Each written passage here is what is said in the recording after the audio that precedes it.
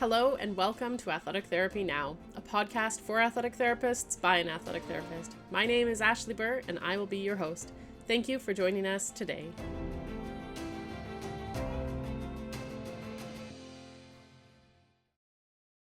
From Winnipeg, Manitoba, Canada, and I am the host of Athletic Therapy Now. Tonight we are doing a crossover episode with myself and Shelby. And I'm Shelby Daly. I'm the host of Tothebone.podcast. I'm an athletic trainer in the U.S., primarily in Philadelphia at the moment. And tonight we're going to talk about the history of athletic therapy in Canada. And we have Glen Bergeron here with us. So Glen is a distinguished faculty member at the Gupta Faculty of Kinesiology and Applied Health at the University of Winnipeg. He has a BPE from the University of Manitoba in 1973 and an MSc from the University of Alberta in 1978 and a PhD from the University of Manitoba in 1992. He certified with the Canadian Athletic Therapist Association in 1975, has worked at many national and international events, including 5 Olympic Games, 2 World University Games, 1 Pan Am Games, and a variety of world championships. He has served as a certified athletic therapist for a variety of sports, including football, hockey, soccer, fastball, track and field, basketball, volleyball, and uniquely professional wrestling. Glen was the medical lead for the 2017 Canada Summer Games in Manitoba. He was inducted into the CATA Hall of Fame in 1997, is a member of the Program Accreditation Committee of the Canadian Athletic Therapist Association, a board member of the Manitoba Medical Services Foundation, and a member of the Manitoba Adult Concussion Network. He currently serves internationally as the past president of the World Federation of Athletic Training and Therapy. In 2022, he was awarded with the first WFATT Achievement Award. In 2023, he was awarded the Outstanding Educator Award by the Massage Therapy Association of Manitoba. Glen's PhD research was on patellofemoral pain of the knee, and his experience with the treatment of back pain, neck pain, and focuses on research and treatment of acute and persistent post-concussion symptoms. Glen also sees patients in the on-campus athletic therapy clinic 2 days a week. So if I were to sum that up, it would just say Glen does everything and has done everything. Canadian royalty. It's just a matter of being there long enough. That's all. I've been here for a long time. I just got, actually, it doesn't say that, but I just got 50-year membership award, I guess it would be from the Canadian Athletic Therapist Association. There's 4 of us that were given that award. Yeah. It's very so that exciting. means it's been there for a long time. I always start my podcasts by asking in one sentence to share your favorite thing about being an athletic therapist. It'll probably be cliche, but it's working with people, like whether it's our athletes or patients in the clinic. And I've been teaching for many, many years. So working with all of our students has been a great experience to be able to work with people and learn from each one of them. They all teach me something new. So it's been a great privilege to be able to have done that for as long as I have. That's great. Not cliche. You're actually the first person to say that it's because you like working with people. So yeah, I'm sure. So Shelby's going to start us off with some questions. Yeah. So as we did some background on the CATA, it was formed in 1965. But how did athletic therapy first develop in Canada, and what were some of the initial influences? Yeah, so it was 1965, and actually this was just a group of people who got together, and it was just a handful of people, I think probably a dozen people, from various walks of life. They had at the time that they referred to as the trainers, and so the trainer for the Toronto Maple Leafs, and some of my mentors from they were with Royal Military College, and others who were working with pro football at the time. They decided that they wanted to get together and just share ideas. It's just one of those things that with athletic therapy, as many of you will know, it's you oftentimes are the lone wolf on the team because sometimes you're the only athletic therapist, so you have no other people to work with. And so that was the real impetus for this, is just for them to get together and share ideas, and essentially form a support group if you want. And I actually have, in fact, we've digitized it now, but I actually have the original reel, and it's huge, big, huge video reel of the first meeting of the Canadian Athletic Therapy Association. It was done at the Maple Leaf Gardens in Toronto in 1965. So that was the thing. It was for them was just all about getting together, networking, sharing, and supporting, and that has been really the reason for the CATA ever since that time. When we have our national conferences, it's all about getting together and networking and sharing ideas and supporting each other. I had no idea. Stick with me, kid. You'll learn a few things.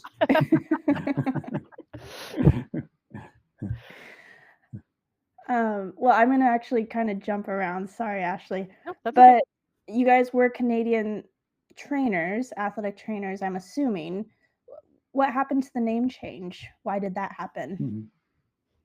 Yeah, and actually, just to take you back just a little bit more, Canada used to be one of the districts in the NATA, the National Athletic Training Association. Oh. There was a Canadian district, but then when the CATA, when they chose to get together like this, they chose to have an association in their own country, and they were initially when they first started in 1965 as the Canadian Athletic Trainers Association.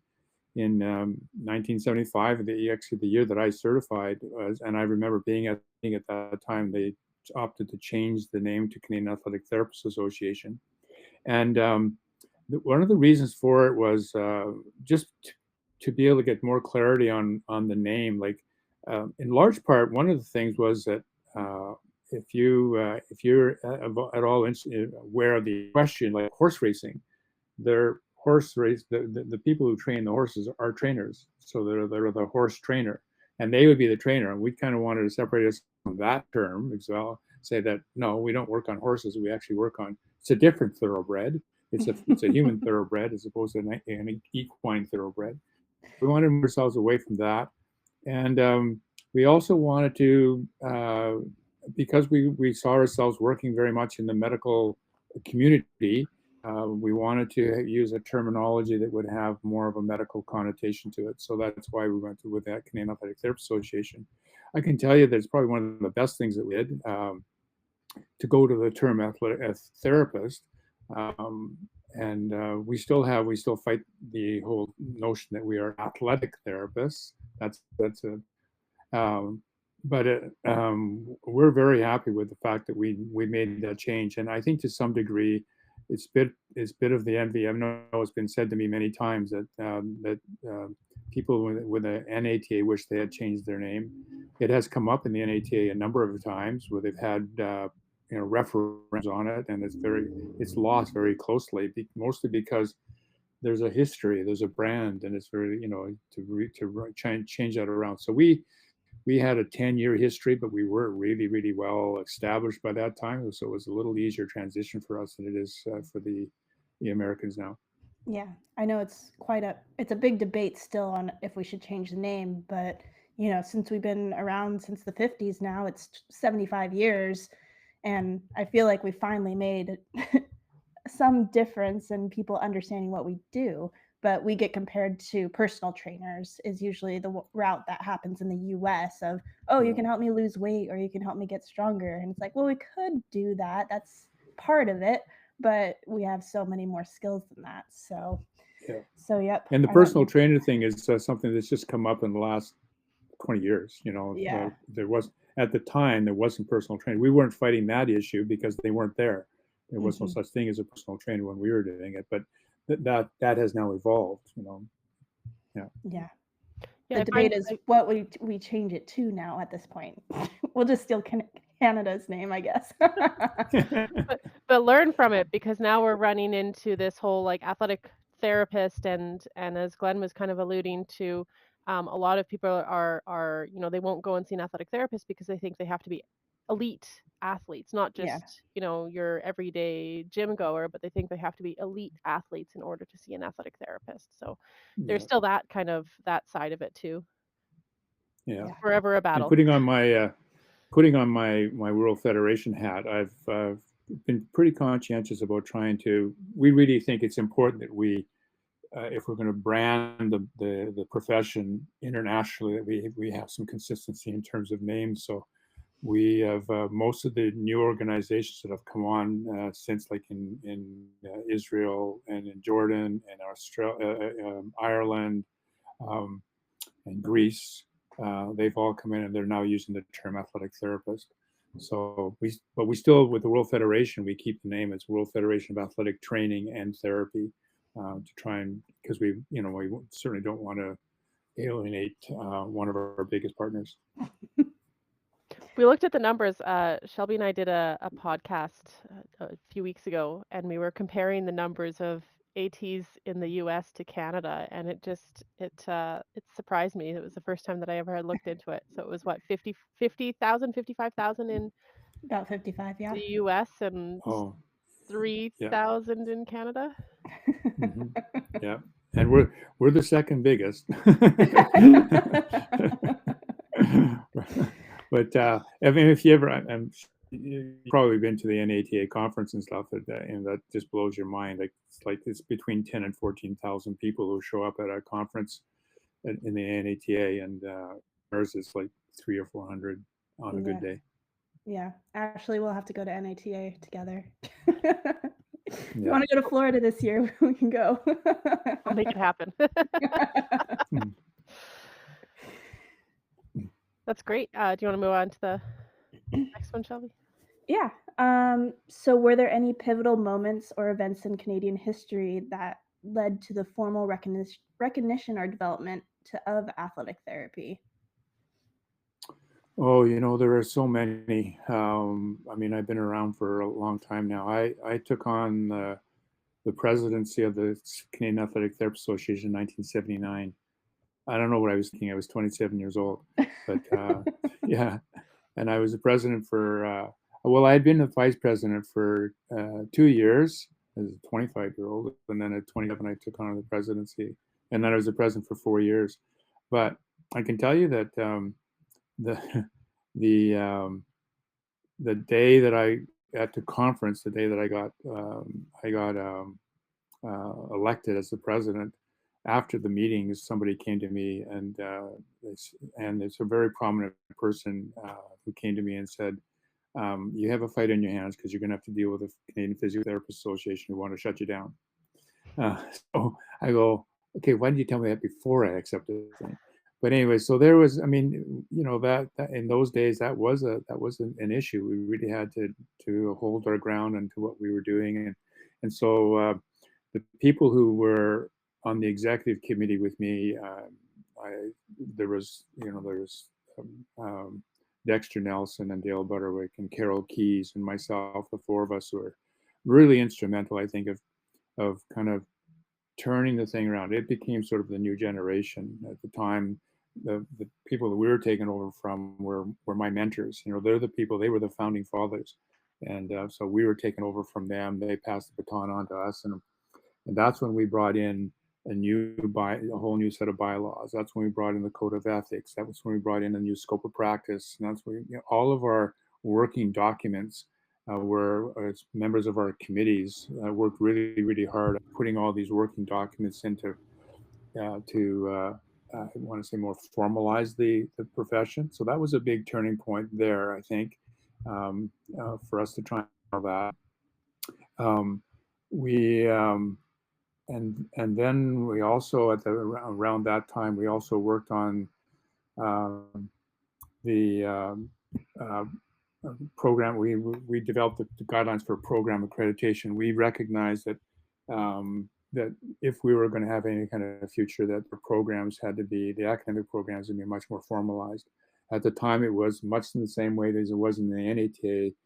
It was an internship-based program. People were in universities, largely in physical education programs. That's where my degree is, and we worked in as interns, and we just worked, just kind of worked learned on the fly and learned by doing and being in the clinic and that kind of thing. And then we did have the certification exams. So those certification exams, as I said, started in 1975.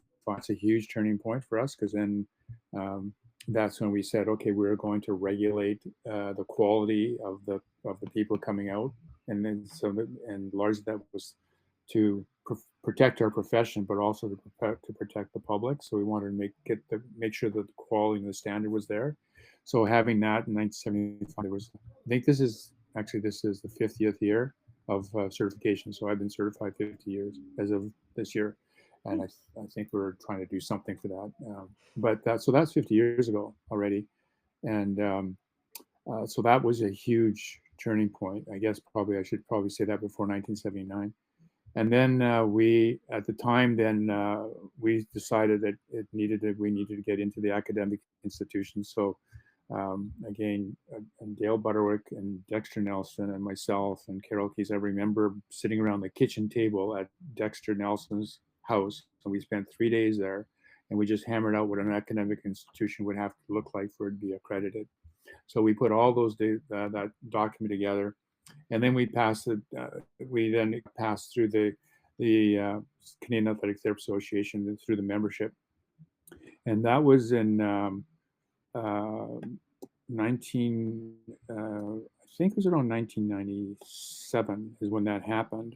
But the motion came out that said, once we had all that document for it, it said that as of 1999, from the time that the first program would get their accreditation, that's when every other accredited school had to be accredited. You could only graduate from an accredited institution from the time that the first school got accredited. And that happened in 1999. And that was Sheridan College was the first ones to get accredited. They were the first school. They were the first to actually have a school of athletic therapy. And so it was a really quick transition for them to get certified as soon as we had the documents that did that. And then right after that, from that point on, you can only graduate, you can only write the exam if you came from an accredited institution. Right after that, University of Winnipeg came through, and then shortly after that, York University came in, and then the other schools started to follow suit. And now we're at 9 schools across the country. Oh no, sorry, we're now 10. We just accepted another one. Brock University is just going to get approved. So we have 10 universities. And it might sound like it's small. And the NATA has like 326, I think, at the last time I had counted. But we have schools in every one of the regions right across the country. And I think we probably don't want to have that much more. And I know, in fact, that in the NATA, there's a bit of a glut of schools. There are too many schools out there, and some of them are having a tough time existing, especially now that they've gone to the master's level programming.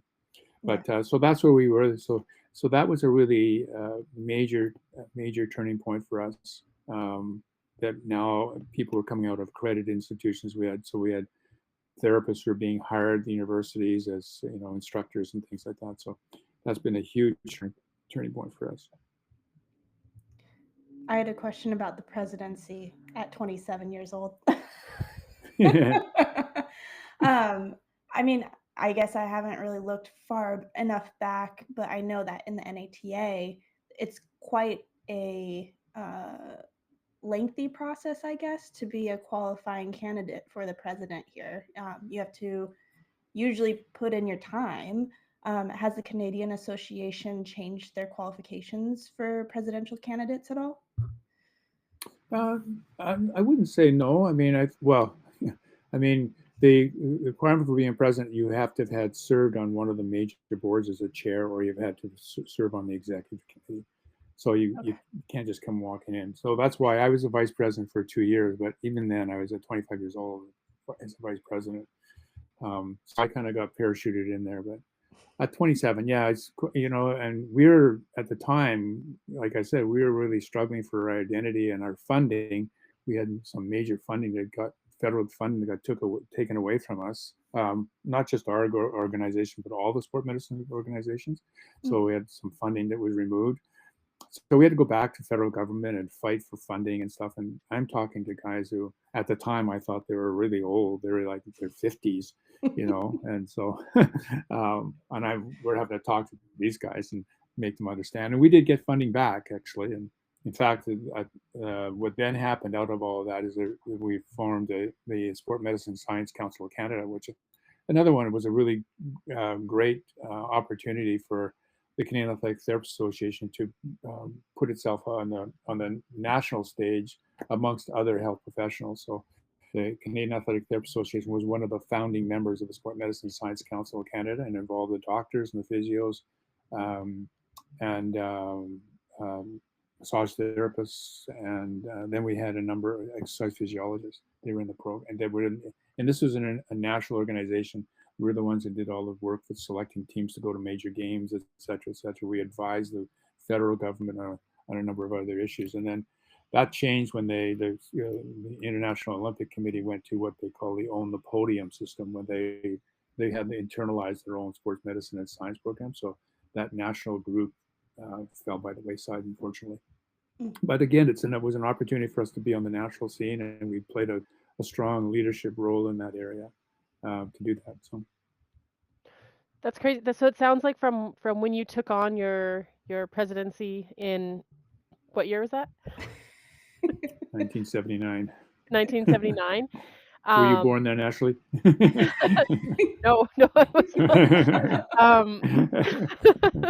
not. So they had started creating the exam process prior to your presidency there, and then from there on, you started yourself and Gail and Dexter and Carol started bringing in the bylaws and scope of practice and ethics in the late 70s, and then moving on towards the accredited institutions in the late 90s. Planning that obviously was probably more than a dinner table night, but I'm sure that took, I don't know, 20 years, 10 years. Yeah, it took a long time to put it all together. I know, that's right. Yeah, patience and determination, and yeah. Well, good for you. That's I appreciate everything that you have done for us. There's been lots of people who come after me as well. Like some of the people who took on the presidency after me. If I started naming names, I know I'll miss some people, but there have been some great people who've we just passed on the torch and supported them as much as we could, and they've all done a great job moving it to where we are now. Yeah. So how did athletic therapy evolve in terms of its scope of practice over time in Canada? Right. Well, largely when the association started, and those people who were the founding fathers, most of them were working in team settings. There was no such thing as us working in a clinical setting. I think the way the whole thing evolved is that we had a very well-defined clientele, and we were assigned or worked or hired by a team, and we worked with those athletes, and that's all we did. And I know when I started at the University of Winnipeg, and I started there in when did I start at the University of Winnipeg? 1976. Yeah, in 1976, I started working at the University of Winnipeg. But at the time, I was just hired just to work with our athletes. And, I'd have to do the clinical thing in the morning and do all the taping and everything else in the afternoon and cover their practices through the evening and stuff. And that was it. And then slowly as things evolve, what would happen is that an athlete's mother or father would get hurt, or somebody I'm at the university, and so a faculty member would get hurt. Would you have a look at me? So we'd have a look at them, and then eventually somebody would say, well, can you have a look at this person? And can you have a look at somebody else? And I go, well, I got a couple minutes in my time, sort of bring them in. And eventually I just got so many people who were coming in all the time that were not my athletes, and we didn't have any fee for service set up. I was doing all this stuff for nothing, and just as the goodwill as a university employee kind of thing. The only good thing about doing that was I never ever had to buy a bottle of wine or a bottle for Christmas time or a box of chocolates, nothing. I got so much stuff at Christmas time. People showed their gratitude that way. But it got to be so busy that I said, I need to hire somebody to come and do that, because now I could find an opportunity for an athletic therapist to come work in my clinic, and it was a revenue source that we could actually help pay for their salary. And we also opened up a weight room at that time. And so part of the things that this person had to take care of the weight room in terms of doing orientation to the athletes and people who were using the weight room, and got paid for that and worked in the clinic. So that's how we first started. And then it just evolved. And the more and more people would start to see that, they would be watching a football game, for example, and somebody had an ACL repair, and they were back to playing, and the next year, or an Achilles tendon, and at that time was an ACL was a year off, and or an Achilles tendon, and they're back playing. And meanwhile, this other person's had an ACL or a torn Achilles playing tennis, and there's no way they're even thinking about playing. And they go, why can't I get that same service? So they would just come and see us, and that's how it evolved. Then it just grew and grew and grew organically that way. And to the point where people were saying, look, I've seen so many people, I might as well open a private clinic. Or in our case, we just hired a staff to see more people. So it created a job market. And then some of these people would go, well, I'm going to open up a clinic and outside. And so that's how all of this has evolved. But initially, it was strictly all athletes. I think now, to some degree, I haven't really done a survey in a while. I plan to do one next year if I can. But I think the large proportion of people are working clinically now because of the fact there's such a demand for that type of thing. And working with teams, at least at the professional level, there's a limited supply of professional teams that people can work at. But the evolution of that is now that there are more and more amateur teams are recognizing the value of athletic therapists, and more of them are hiring them, full time or at least seasonal for their seasons. And we actually, it's even going down further than that now. For example, in Winnipeg, high school football cannot go on without having a certified athletic therapist at the game, and so that's high schools now recognizing the value of having that. So that's creating more jobs as well. I was just talking to somebody yesterday, and she's in charge of providing the athletic therapy services for a whole school division. And so she hires athletic therapists to work with all their basketball, their volleyball, their soccer, their football, their hockey program for a whole school division, which is kind of a dream that I've always had, is to have that. So every one of our school divisions should have that. So it's evolving that way. That's, when I say, you've asked about how it's evolved, I think that's one of the biggest ways that it's evolved. Yeah, that's one of the biggest things that I've seen in the last 10 years is that evolution into sports, where when I started with football in university, it was all volunteer, and it wasn't a paid position working with a football team until I would say probably 8 years ago. I think they started paying therapists to be on teams, and it became a standard because our provincial association here in Manitoba, the MATA, had set up a contract with the high school football league to mandate that a certified therapist is on the field for their games. So that was, and a lot of that, you say you did a lot of things as volunteer. I mean, we've done years and years and years of volunteer, but eventually what that did is it created an awareness, and it established a need. They now realize that if it's nice to have, it's a need to have. And so lots of times in some of these amateur sports, they go and say, look, we have to have an athletic therapist, and they charge an extra $20 on the membership, the registration fee, to pay for that person's salary. And parents are glad to pay for that, because they know that their child is going to be properly taken care of, i.e. preventing the injury happens, then they're going to be properly taken care of. And they're more than happy to pay for that, because they realize the value of that. So that's been a great thing. Yeah, I've never had a parent come up and complain about me being there. Yeah, exactly. They're mostly complaining that we're not taking care of them at the tournament. Oh, can I get a massage? Can I get this? Yeah. No. Can you have a look at my ankle, please? So as we talked about you guys having a problem with the athletic portion of your name, for our legislation, a lot of our states are going through and rewriting how it's worded, because it was very directed towards athlete sport.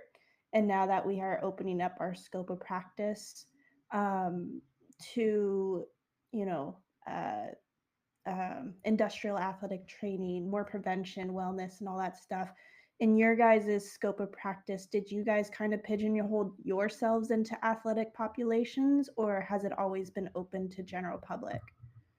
It's always been open. Well, when we reestablished our scope of practice, we wanted to make sure that it was open to everyone. Like, so we got it's really good in Canada from our standpoint is that we have direct access to the patients. So they can come in and make their appointments and come into our clinic. They don't have to go through a referral process. It used to be that way. That was self-imposed as a regulation. The Canadian Athletic Association said you could only see an athlete or a patient if they were referred to you from a physician. Mm-hmm. But as the times have evolved and other professions have done the same thing, where they've now had direct access, and our medical community were more than happy to allow that to happen because they'd worked with us for so long. They knew what we could do, and they trusted us. So they were happy to relinquish that responsibility. Mm-hmm. And so we oftentimes refer to the physically active individual. That we talk about that. We sometimes talk about the athlete in you. We try and do some, but we also in Manitoba particularly, we're covered by a government motor vehicle insurance plan. Everybody has to register with this government insurance, and so if they get injured, then it's this government insurance that pays for the reimburses for their therapy, and they reimburse us. So we're being covered for people who are having an injury in a motor vehicle crash. Gotcha. We're also recognized in Manitoba. It's called the Workers' Compensation Board, and those people, that's an insurance plan for people who get injured on the workplace. And so again, we have direct access to those patients. They reimburse us the same as they would with the physical therapist. And so it's a great opportunity for us to broaden our scope of clientele. If you sprain your ankle on a job site, or you sprain it on a basketball court, it's the same ligament, and basically the inflammation's the same, the healing process is the same. What is a little bit different, I think, in some ways, is that we actually look at them as being an athlete. So return to work, like they're an industrial athlete, as you mentioned, but we need to say, when we talk about return to play and look at all the rehab that has to have a return to play in a sport, in terms of plyometrics and agility and balance, et cetera, we just translate that into what they have to do in the workplace. And so that becomes the new term, that's not new now, but now it was called hardening.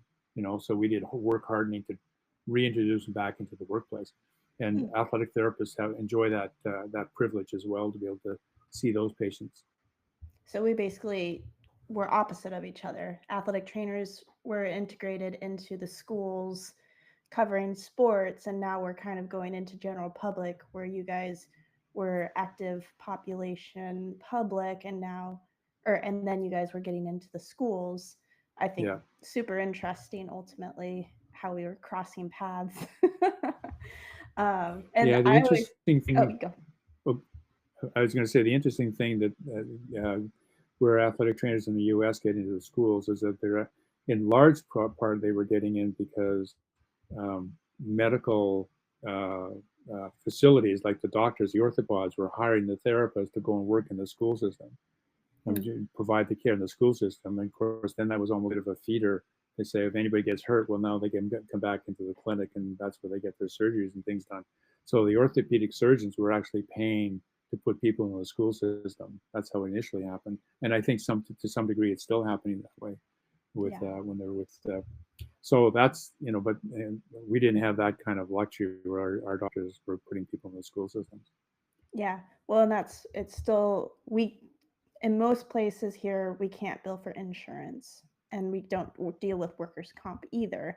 So that's where it's kind of difficult, and why we are complaining about compensation a lot, because we are kind of socialized healthcare, in that we are being provided by an organization most of the time, unless we're going into private practice, and then we still have to be overseen by doctors. So I think you guys can still work independently in Canada. So, being overseen by doctors was a whole new. I was not expecting you to say that when we were chatting the last time. Yeah. Yeah. It's kind of crazy over here. But yeah, I think, the athletic portion of the names, I like it because we're athletes through life, but I would love to see it go to like performance medicine or something like that. But, don't want to shake it up too much. And then I also had a question. I mean, we kind of identified some of the differences between athletic trainers and athletic therapists. But Glenn, what would you say is the major difference between the two? Say that again. The difference between what? Athletic therapists and athletic trainers. Oh, well, there's not. I mean, other than the fact that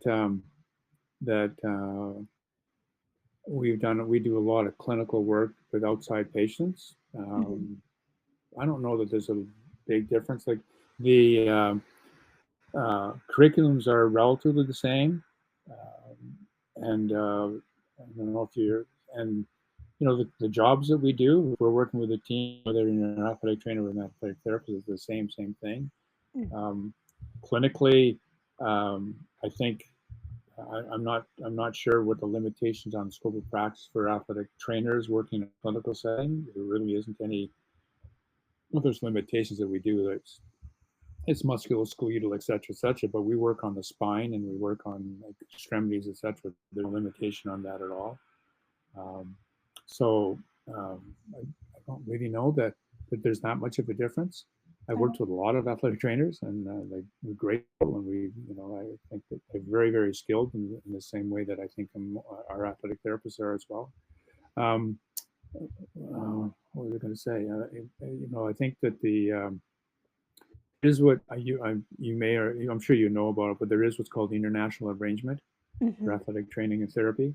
So the International Arrangement of Athletic Training and Therapy, it used to be a mutual recognition agreement, and when it was just between Canada and the U.S., it was called the MRA, and that's where Canada and the U.S. we sat down and did an analysis of what athletic trainers do and what athletic therapists do, and found that there was so many commonalities that we just said, in terms of facilitating portability for people from Canada to move into the United States and work, or for Americans to come and work in Canada, we developed this mutual recognition agreement. And basically what it was is we recognized that people who came out of an academic institution, because your accreditation program was just as much as rigorous as ours, and your content was pretty much the same as ours. So we recognized that anybody who came from any other U.S. program, similar preparation as anybody come from a Canadian one. And then we said, but we want you to, the BOC will certify that in fact you have the skill sets that you came out of the school with. So we'll let them, do the regulation, much like the CATA does the same thing with our certification. So once you became BOC certified, or if we became CATA certified, then we could then apply, and we still wanted to make sure that there was a check and balance on it. A BOC certified person can now come into Canada and write our national exam, our certification exam, in the same way the CATA certified person can go to the BOC and write the BOC exam without having to do all the extra hours and all the academic. So we did that whole analysis, and we had this mutual recognition agreement.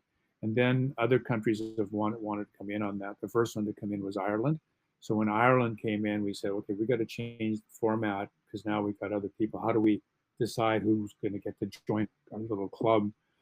And so then it evolved into what's now called the International Arrangement. And currently, Canada, US, Ireland, and the UK are partners in that.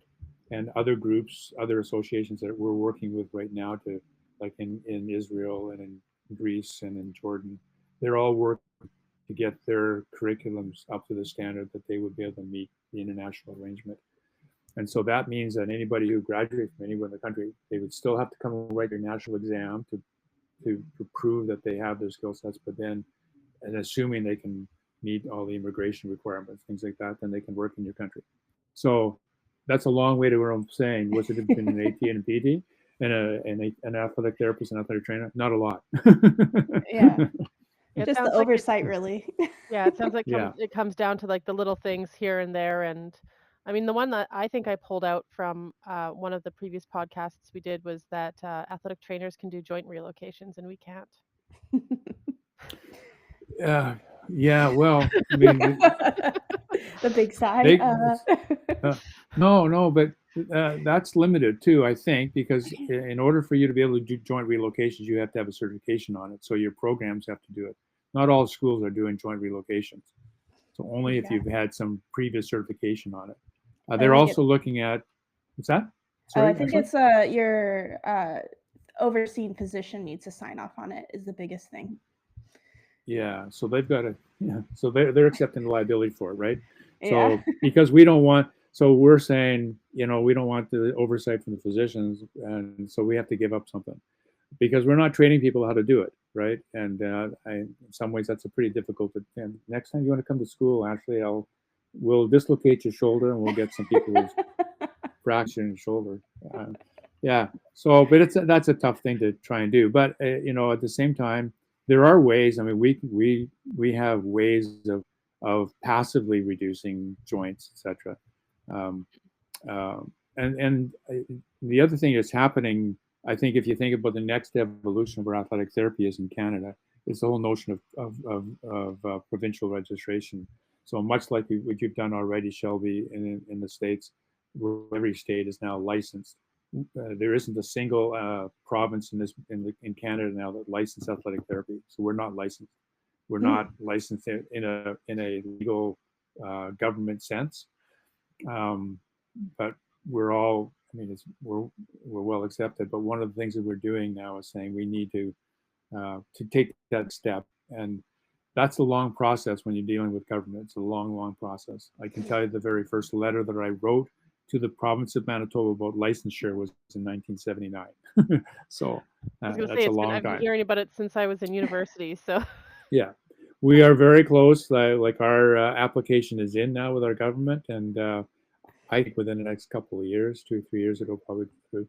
If not sooner than that, we're kind of putting some pressure on it to try and do some things. One of the things that's really interesting is that, this is probably around the world right now, there's such a shortage for physicians and healthcare people.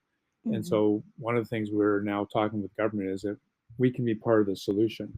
And a lot of in Canada, at least now, to try and solve the shortage of doctors, is they're looking at a team approach where they'll have a physician, but they'll also have a nutritionist and a sociologist and a nurse practitioner and physiotherapist, and hopefully an athletic therapist. In fact, that's already happening. There's a few clinics in the province of Manitoba where they have athletic therapists do the triage, and all the MSK people that come into their clinic, they do the initial assessment, and they decide whether or not that person could go on and continue to see the doctor, or whether they can just give them some home treatment. So that is happening, and it's saving someone. And so that's going to happen more and more as we get more of it. But in order for that to happen, then the athletic therapists have to be legally recognized and licensed, and have the legal power to regulate its members. So right now we don't have a legal power, and we can say that, the Canadian Athletic Therapists Association says you're suspended. So what? I can go off and do something else. So you're not stopping me from doing anything because you don't have a legal right to do that.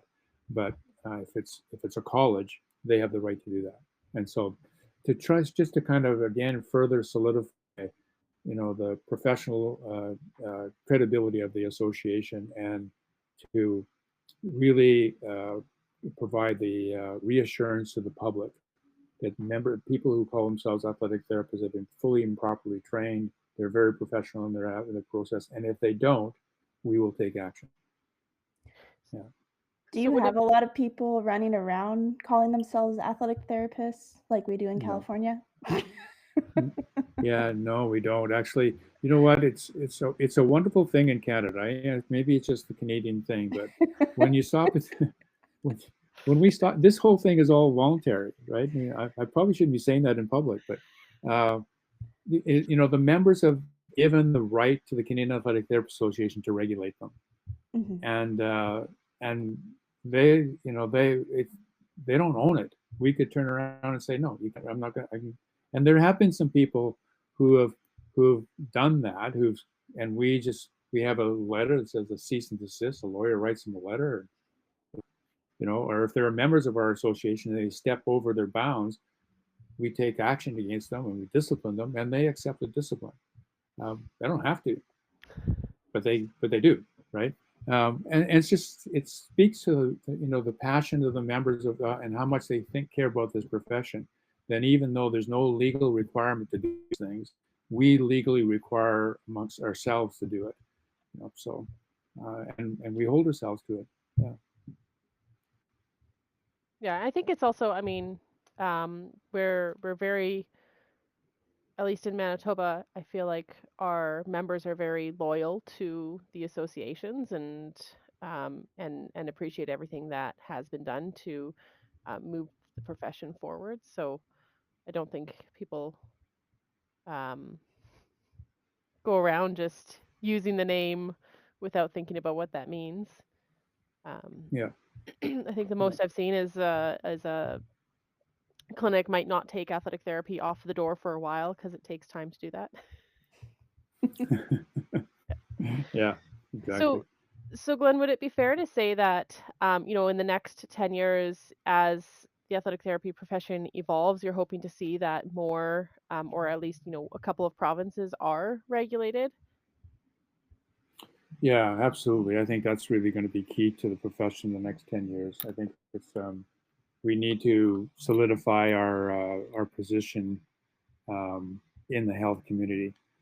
There are a number of things that we can't avail ourselves of because we don't have the legislation. Just a simple thing like GST in Canada, and that's a tax that in Canada it's called the Goods and Services Tax. So any service you provide, you have to charge a tax. But if you're a regulated profession, you actually can claim that money back.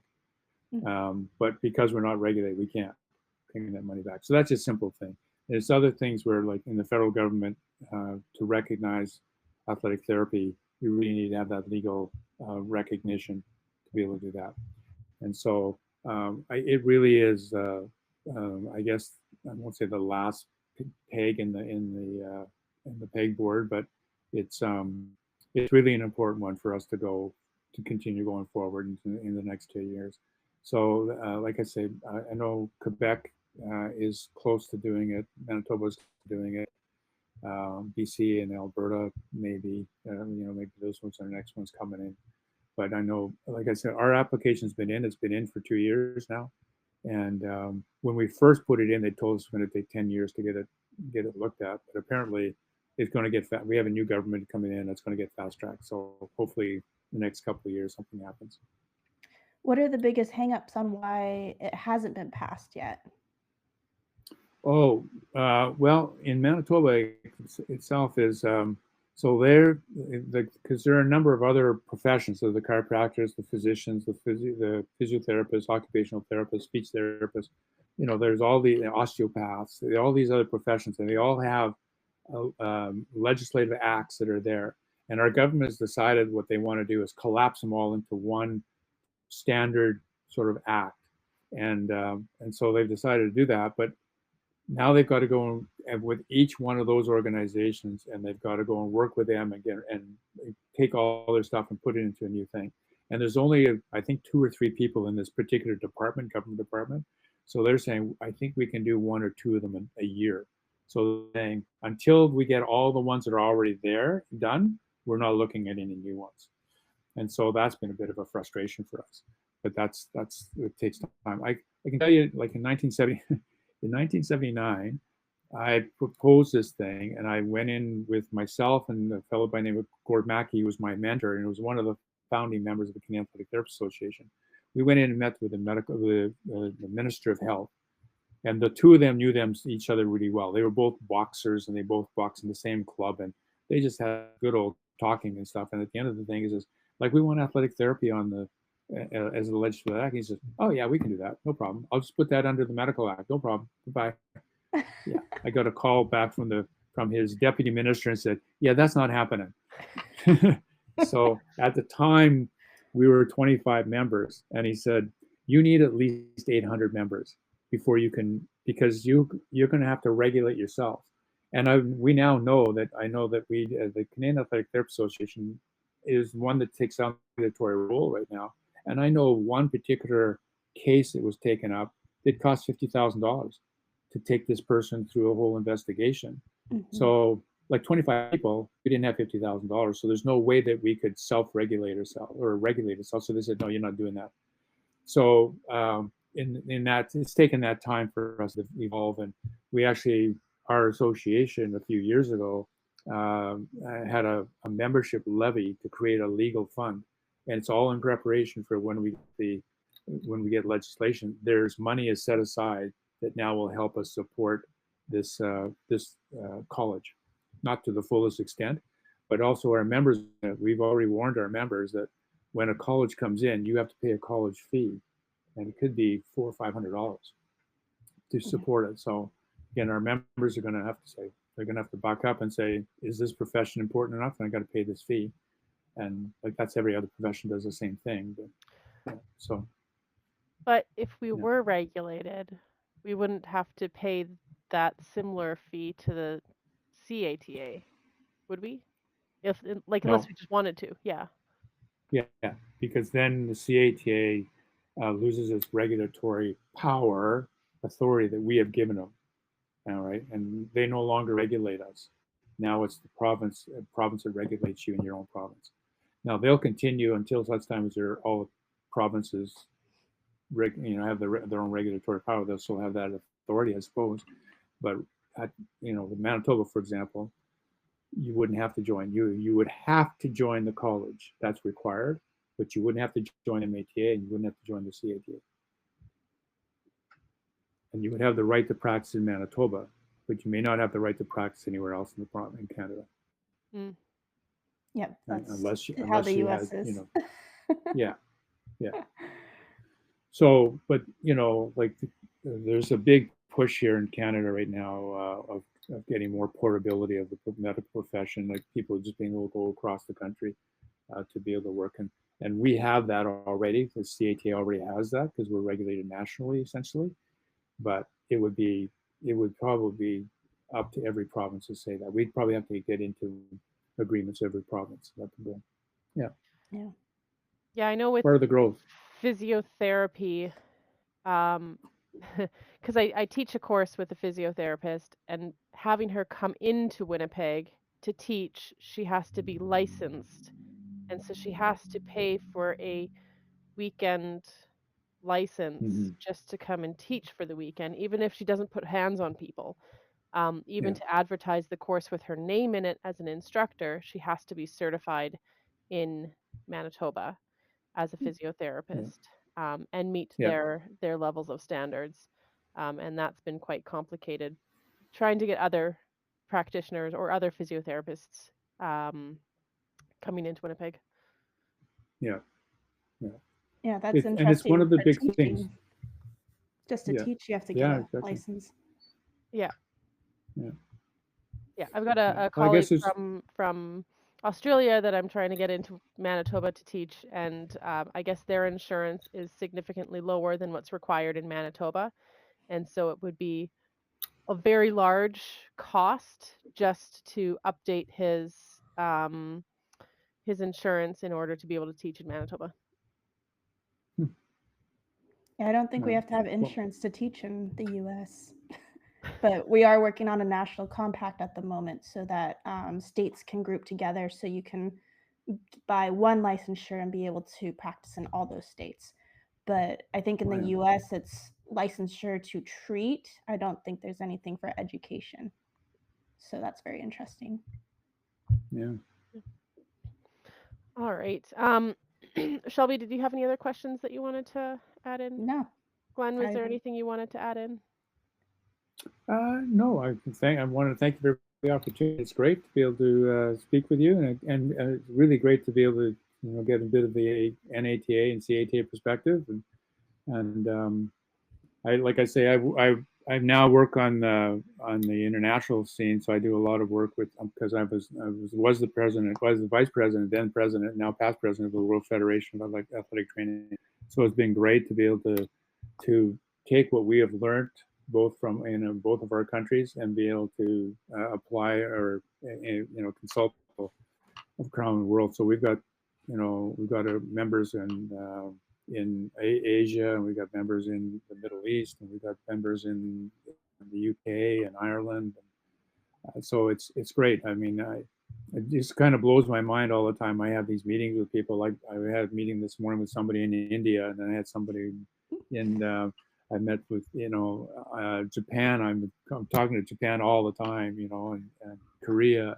So it's kind of a fun to see that this is really, really big and growing. And just as a reminder that in September, I don't know the exact date. I don't think we published the exact date, but I think it's the third Thursday or something in September. Is Athletic Therapy Day worldwide, and so we'll be promoting that too. And the whole point of that is just to show that we're here. Everybody, we just want to blow up the internet, and we just want to get everybody to log on all of the social platforms, and just for that day get 1 million. The first year we did it, we had over 1 million hits on the internet. This kind of just shows you that we're not in this alone.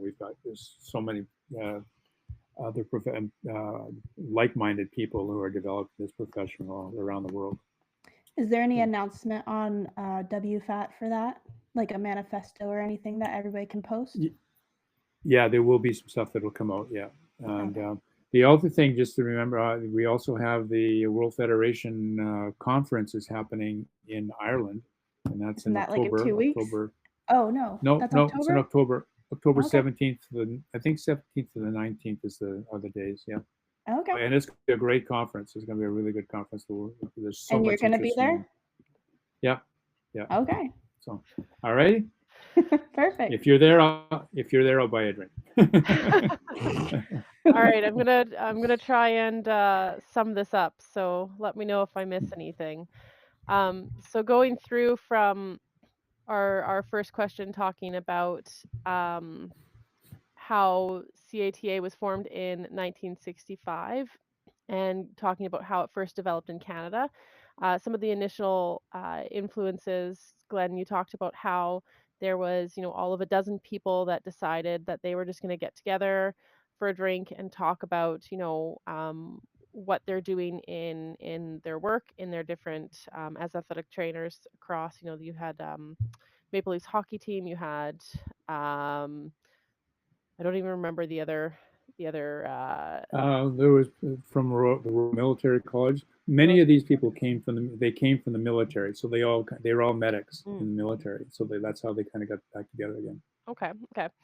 And so it was kind of a support group of sorts, where because you're typically the only AT with your group of athletes, then getting together and sharing information and learning from each other, networking, and that's really what it's evolved into, and what our CATA, which is now every 2 years we have a conference, where the goal of that is to share information and to network. And then we got into talking about the name change, where it used to be, we actually used to be a district of the National Athletic Therapist or National Athletic Trainer Association. And then as things progressed, then in 1965, the CATA became its own. We just wanted our own country, and and then in let's not go there. Sorry, that was a slip. In 75, we switched the name from athletic trainer to athletic therapist, just to kind of get away from that association with the horse trainers and become our own medical field and not have that confusion. And then when we got into talking about some pivotal moments, you kind of started talking about when you first started your presidency at the age of 27, and how somebody walked up and just kind of said, you got to hold your ground. You got to, you've got the Physiotherapy Association coming at you. And so that was a big change, where yourself and there was 4 of you, Gail, Dexter, and Carol, brought in all of the bylaws, or the current bylaws, scope of practice, code of ethics, and then continued to work on it by continuing what had been done in 1975 with the regulation of exams, and moving towards the guidelines for program accreditation. And that came about in 1997, coming up to 1999 when Sheraton College opened, followed by University of Winnipeg and York University. So University of Winnipeg is in Manitoba. Sheraton, that's in Toronto, Ontario. Ontario. Yeah, Toronto. Yeah. And then York University is also in Toronto, correct? That's correct. Yeah.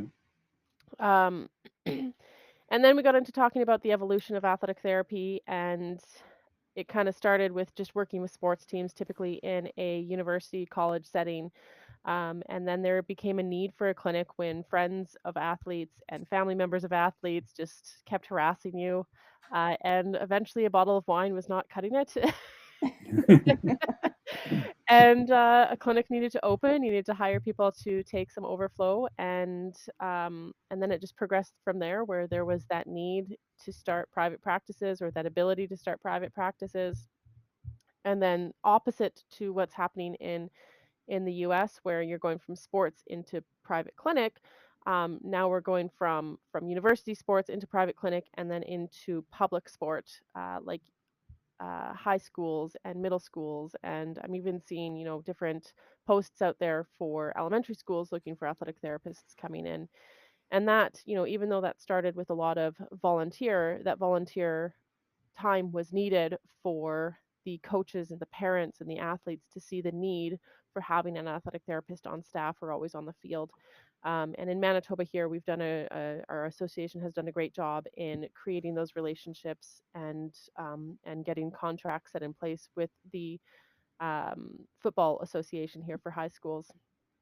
And then we got into talking about um, the athletic therapy versus US kind of differences, and noting that it's very much similar, which is what led to the international arrangement where athletic therapists from all over the world can work in other countries as long as they've taken the exam for the country that they want to be working in. Because, the CATA, BOC will look back and forth and ensure that you have all of the credentials that you need. And then when we got into talking about, where Canada is going, we're looking at the provincial regulation, which you and Gord Mackey had started in the 90s. And it's been in Manitoba anyways, and it's been going forward from there. And, the goal with that is to create credibility of the profession and be a reassurance to the public that, it's a safe therapy and a safe place to go, I guess. And just being more well known in that health community. And I think we've really gotten there. We've gotten to see that, especially through COVID, where in Manitoba, athletic therapists were asked to come in and help out with the whole, vaccination process and help out in hospitals. So that was really cool to see that in a, using quotations, health crisis, however you see it, we got to really find our place in the healthcare system here. And I think that opened up a lot of people's eyes to how much we can really do as ATs. And the biggest hangups on getting that regulation pushed through is that, government and how long it takes to change that process over. And one thing that you really wanted to note was at one Thursday in September is athletic therapy training day. Not sure the date, but there is a Thursday in September. And the WFATT is having their conference in Ireland on October 17th. Did I miss anything? No, you did a great job. I never would have remembered all that stuff. I wrote it down. I'm much better at taking notes now than I was in university.